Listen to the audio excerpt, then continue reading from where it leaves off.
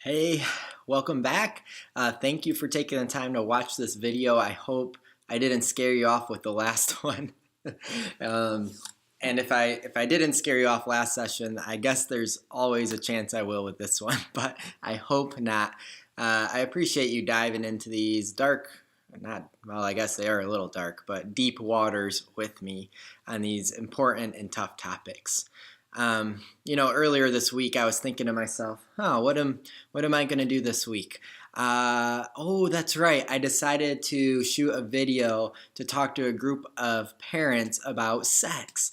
And then I realized this week's focus is on pornography. So I immediately started researching Disney vacations because I feel like I'm going to need it after this. Real nice, light-hearted, easy to talk about subject. The high school group met last night and we tackled the topic of lust and we talked about pornography as well. It was very well received in that group, and we dived into the uncomfortable waters together and we made it out alive on the other end, and I trust we will together today as well.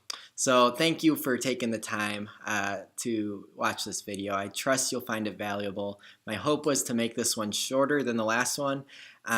Pretty sure it's going to end up being longer. I apologize for that, but I try to cut some things out. I just felt like this is too important to leave on the cutting room floor. So if you need to break it up into two parts or whatever, I understand.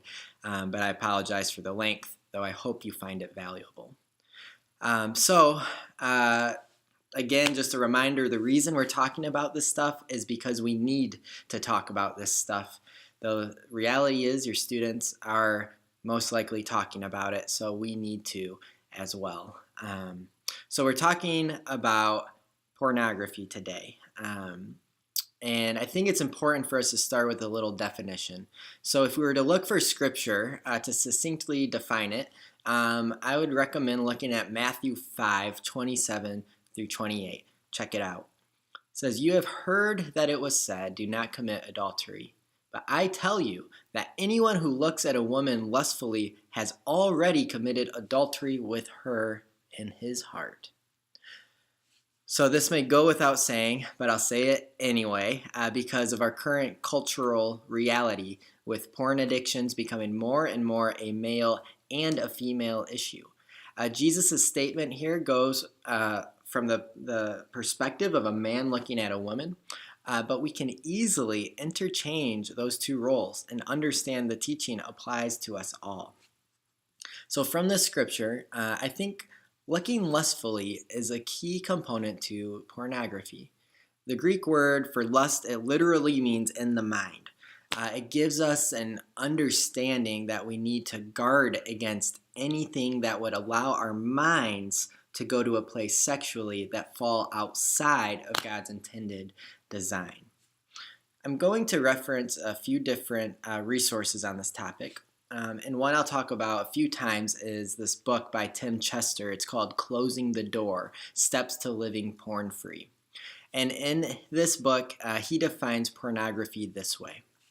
Pornography is anything we use for sexual titillation, gratification, or escape, whether it was intended for that purpose or not. I really like this definition. I like the presence of the word anything in there. It helps us remember that pornography can expand beyond just dirty magazines and videos. It's much bigger in scope. And it means that we should think through any visual media through which we may allow our minds to find, as he defines, sexual titillation, gratification, or escape. So anything, that word reminds us to expand pornography beyond visual media. There's no doubt that pornography can be literary as well, whether it comes in the form of explicit romance novels or magazine articles. We can find ourselves reading pornography when it is being used for sexual titillation, gratification, or escape. So this may sound drastic to say, but we are at a point where parents would be wisest to change their mindset from how are we going to respond if our kids are exposed to porn to how are we going to respond when they are exposed to porn. We talked about this a bit last week as well in terms of struggles. Be prepared for the worst while expecting the best and hoping for the best. And I believe that's important here because we find that in these statistics here you're going to see there's some really sad, unfortunate, sobering realities. These stats come from Walt Mueller with the Digital Kids Initiative.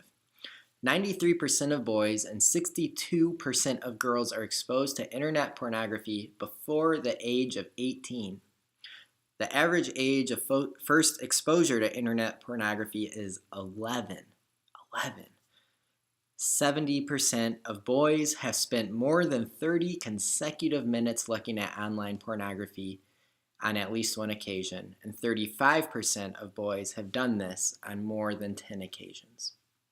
23% of girls have spent more than 30 consecutive minutes looking at online pornography on at least one occasion, and 14% have done this on more than one occasion.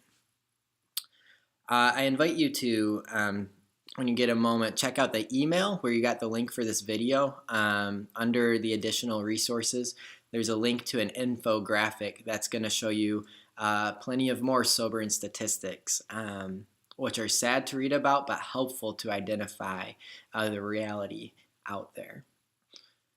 And here are some baseline realities we need to come to grips with when it comes to our kids and exposure to pornography.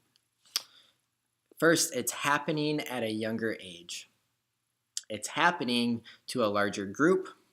It is happening at a greater frequency, and the male and female gap is narrowing. This used to be considered a predominantly male problem, but that's no longer true. 1 in 3 porn users are women. I don't believe I need to spend a lot of time convincing you all that exposure and consumption of pornography is unhealthy or wrongful or sinful.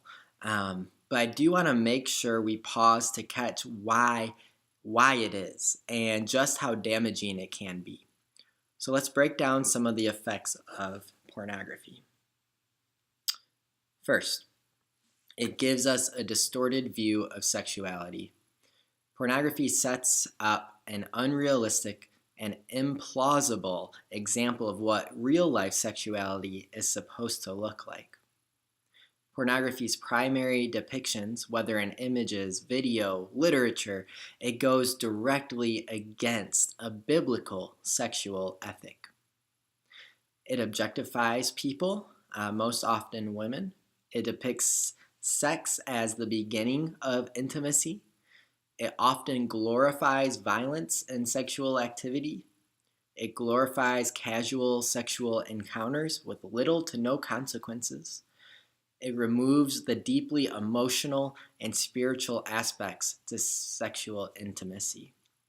And these are just a few of the many distorted messages pornography bombards us with, let alone the confines of sexuality and sex and what God sets up and the purpose of it and the why of it, which we're going to talk more about in our next message. Second, pornography is extremely addictive. More and more research is coming out showing that pornography has the same addictive effects on our brain as cocaine or other hard drugs. Some researchers say that this addiction is even worse than these hard drugs. Third, on the topic of the brain, there's now reliable research that shows pornography actually has the ability to rewire our brains. And the brain rewiring, it's both fascinating but also very frightening. There's this organization you may have heard of. It's called Fight the New Drug. You can check out fightthenewdrug.org. They have a ton of resources and videos and just a lot of good info out there, so I definitely recommend that resource. It's putting out a lot of great information on the dangerous effects of porn. Interestingly, they do not affiliate themselves with Christianity, but their message really aligns with Christian values. So it's certainly worth checking out. So I sent you another, within the email you got with this video, there's a video link. The first video link that I included shows you about this brain rewiring, and it explains it. And it's fascinating, but it's also very frightening. But I invite you to, at this time, pause this video and go watch that video. If you don't want to watch the whole thing, start around 3 minutes and 20 seconds or so and watch until about 5 minutes. And that will give you a good summary of what we're talking about. The last effect I want to examine, it's this. There's a secret shame that comes with the consumption of pornography. Maybe even more than any other sin struggle. Pornography thrives in secrecy and shame. As I work with students who are coming clean, it's heartbreaking to watch the incredible angst and the defeat that I can just see in their body language as they're sharing about this. So think about it. Who in their right mind would find it easy or appealing to share this struggle with someone else, especially when it's mixed with other struggles that are associated with pornography use? The students I've talked with, they're convinced that they're the biggest freaks in the world, and that if this struggle comes out, their whole lives will just be ruined. And that's why I think it's imperative that we catch the difference between shame and guilt when we are working through this. See, shame, it's marked by the thought that I am a bad person. Guilt is marked by the thought I've done something bad. And it's such a subtle difference to these definitions, but the effects of which word we feel are life-altering. When a student opens up about this struggle, I make it a point to look them right in the eye, and I say to him or her, I know this wasn't easy to share, and I'm so proud of you for sharing it with me. I think you're an amazing person, and I don't look at you any differently. Usually, the response is an audible sigh of relief and a completely change in composure and posture. Because we are calling out the tools of secrecy and shame which Satan flourishes in. That's his tools, is secrecy and shame. And we're bringing things that are in the dark into the light where they no longer can thrive and live. So we do move into conversations on where we go from there, but I firmly believe that half the battle is already won in breaking the silence and helping the student see that he or she has made the right call and that they are loved. So we kind of started talking about this, but we're going to turn and talk more intentionally about the parent response.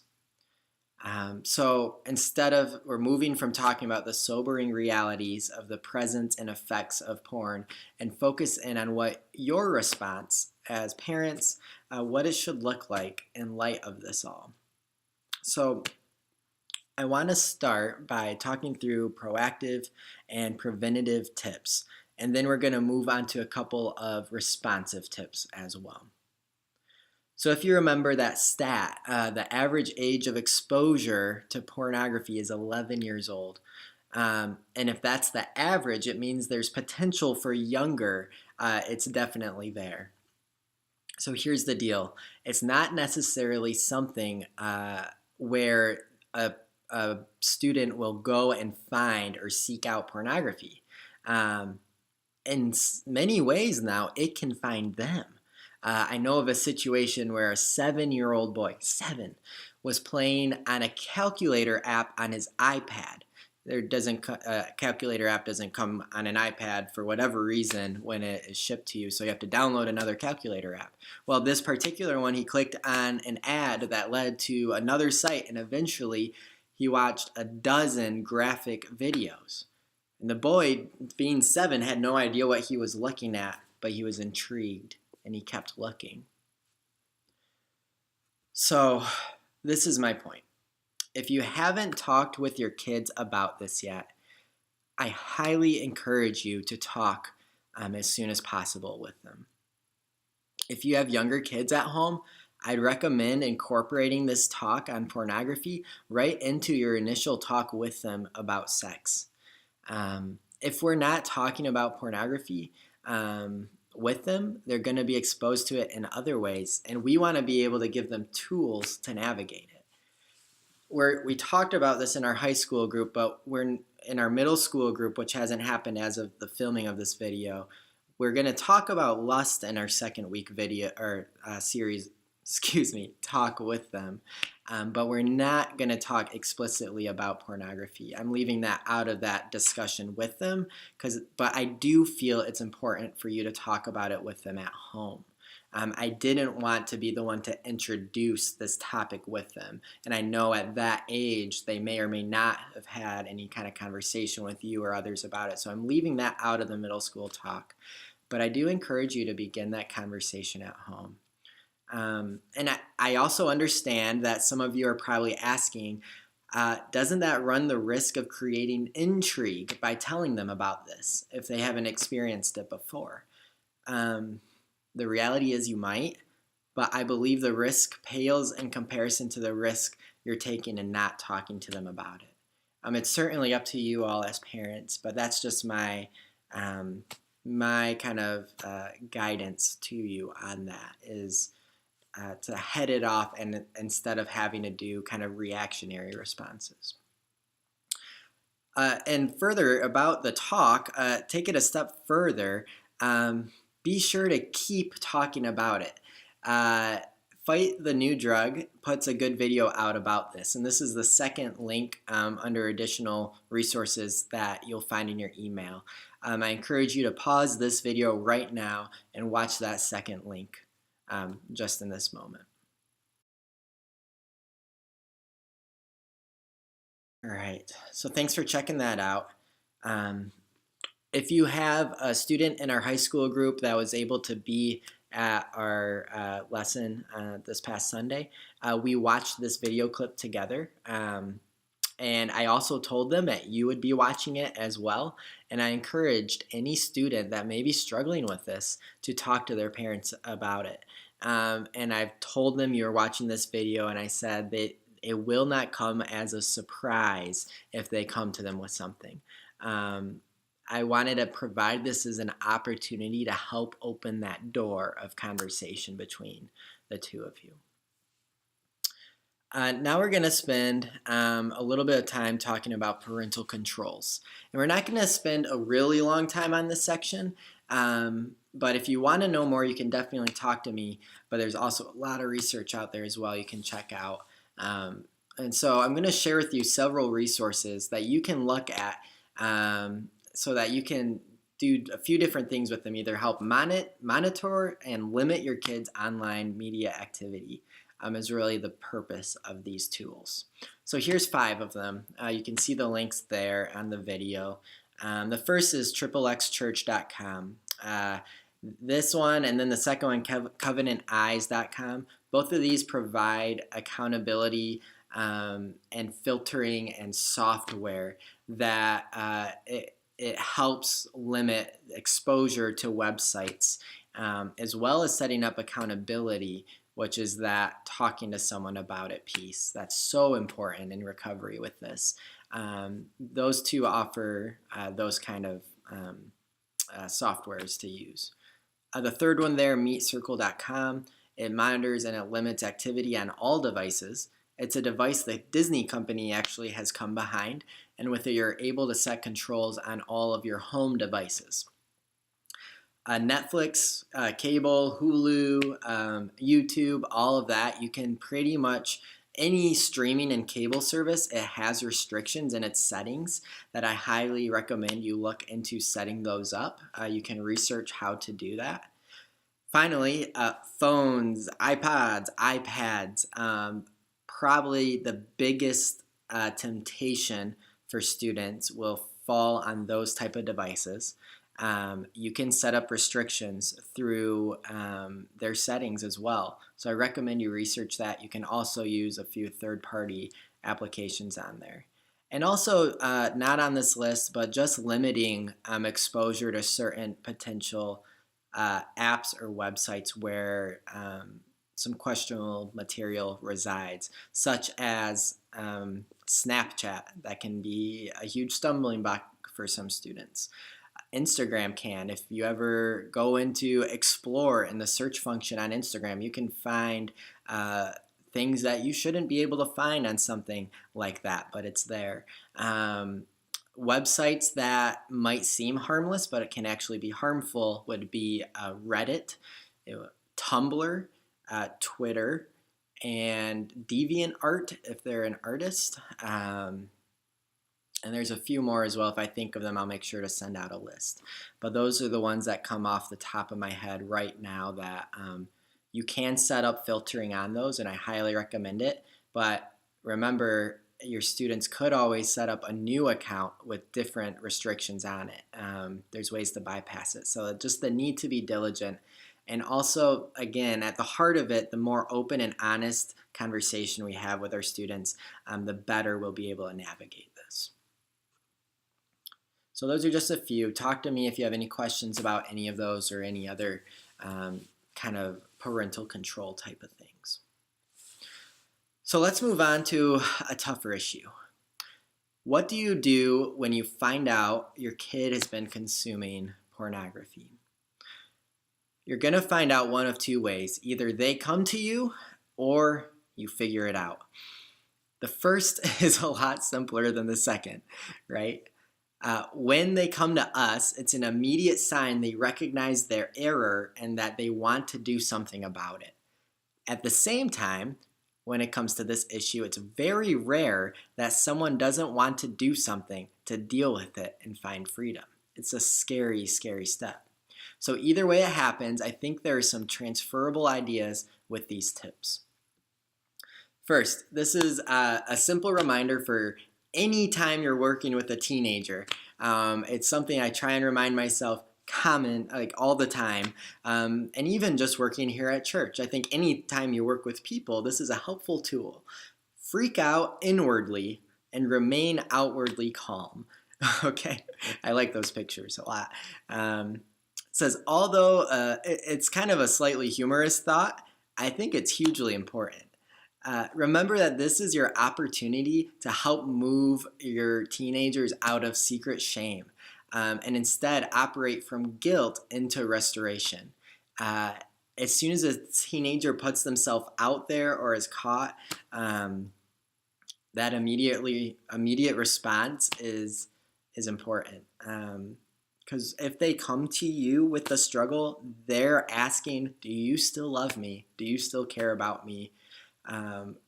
Or do you see me as a failure? And so your immediate response is pretty important. Obviously, there's something in us that, we're human, so we may not respond perfectly, and there's still opportunity to show them all those things if that first instinct doesn't go well. But freak out inwardly and remain outwardly calm. Good advice for us all to live by. Here comes the second reference to that book I recommended earlier, Closing the Door by Tim Chester. He walks through a 5-step process that can help us move toward healing and restoration. The first is adoration of God. And I love that this is the starting point. It's Christ's love and our love for him that needs to compel us in this battle. Otherwise, we're just trying behavior modification, and that won't get us very far. Second, the abhorrence of porn. We need to allow hatred to build up towards this sin and the effects it's having on this world and for us. Third, the assurance of grace. We have to trust the forgiveness and Christ's redemptive work of God to bring us out of this. Fourth is avoidance of temptation. We need to identify where we are most susceptible to consuming pornographic material and avoid it and/or remove it. Finally, fifth, accountability to others. We have to surround ourselves and open up to those if and when we are being tempted or falling into temptation. As a parent, you can play coach and encourager through the first 3 steps with your child. But he or she is going to have to own those on their own. But the last 2 steps is where you can really step into action and help out. So when it comes to avoidance of temptation, a common story I reference is that of Aaron Ralston. You might know his story. It was, if you saw the movie or heard of the movie 127 Hours, it's the subject of that film. Aaron was a very accomplished rock climber. He was climbing through one day a canyon in southeastern Utah. A boulder came loose, lodged his arm against the canyon. There's no way for him to get loose. He had no cell reception and no one was around. No one knew where he was. So he was stuck in that canyon for 5 days and 5 hours. And he finally determined there's only one option for his survival. His quote, as he put it, is, "I came to a point, it was either my life or my arm." And it's pretty graphic. He yanked his arm sideways to completely snap the bones just below where it was lodged, and then he took a small pocket knife, cut his arm off. He made it to a spot where he was able to receive medical attention, and he's still alive today. It's a crazy story, but look at what Jesus says in Matthew. You all know this verse. "If your right eye causes you to stumble, gouge it out and throw it away. It is better for you to lose one part of your body than for your whole body to be thrown into hell. And if your right hand causes you to stumble, cut it off and throw it away. It is better for you to lose one part of your body than for your whole body to go into hell." So Jesus is obviously, he's using hyperbole here, but the principle is pretty clear to us. The reality is that those who are dealing with pornography struggles are likely or at least moving toward addiction levels that will trap him or her in a way where it's really, really difficult to break free. So if we are to avoid the temptations, it might involve cutting off some of the items in our lives in order to move toward health. And that's something you need to help your kid through. That you need to be ready to make some sacrifices in your home to accomplish that. And that you'll have to prepare and talk to your students about that. That might mean not having Snapchat when all the other kids have it. But for the sake of their soul and their well-being and their health and their life, it's a worthwhile cost. Another thing that may feel like a drastic step is to consider seeing a professional counselor. Nobody likes the thought of seeing a counselor, but remember, porn has an addictive nature that's comparable to drugs. And the reality is that a trained Christian counselor may be able to help a person who's habitually consuming porn. Take the chance by going once to see if the counselor feels like it would be valuable to have a series of meetings. And as with any kind of counseling, I will always be an advocate of it and say it's not a sign of weakness to seek help, it's a sign of strength. And so I definitely encourage that if you feel that could be necessary with your kid. And if you feel like you would like to go this route, I'm happy to refer to you a few excellent professional Christian counselors in this area. So please reach out if you're interested. One last tip, and this is more of a principle I would encourage you to instill in your home, is to lift up love, biblically driven love. The 1 Corinthians 13 type of love, love that's patient and kind and not self-seeking, not envious, all of that. The kind of love that Jesus talked about and displayed that was sacrificial and others-focused. A simple statement to drive this home. Lust is selfish. Love is selfless.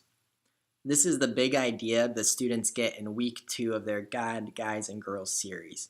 Lust is selfish. Love is selfless. Pornography, it's rooted in lust. At its core, lust is selfish. But Christ is rooted in love, and at its core, his love is selfless. I know I've overloaded you with information, and this is really just kind of hitting the surface. There's so much more that we could cover about this. The presence of pornography in the lives of Christians is massive, but there is hope. And you play, as the parents, a huge role in fulfilling that hope. If you'd allow me to throw out one last thought, the real victory in this starts with you. The reality is that for some of us, the main thing that's holding us back from talking to our kids about this is our own battle. If that's you, I want to encourage you not to let secret shame win. Take the steps to get help. And here are 2 steps for you to consider. It's my third and final plug for the book by Tim Chester, Closing the Window. I encourage you to check it out. It's just a great gospel-driven and practical book for tackling this issue. Second, Harvest USA. It's a ministry that specializes in working with sexually hurting people. They offer free, confidential consultations over the phone. So you can check out more information at this link, harvestusa.org. I really want to thank you all for leaning into this with me today. My prayer for wisdom and courage. Wisdom that you may be able to discern how to approach this with your kids, and courage that you will actually do it. I'm grateful for all of you parents. I believe in you, and I believe in your kids, and I'm grateful to be able to partner with you in this way. Again, any questions, comments, concerns, please talk to me. I am here to support you just as much as I'm here to support your students. Thanks.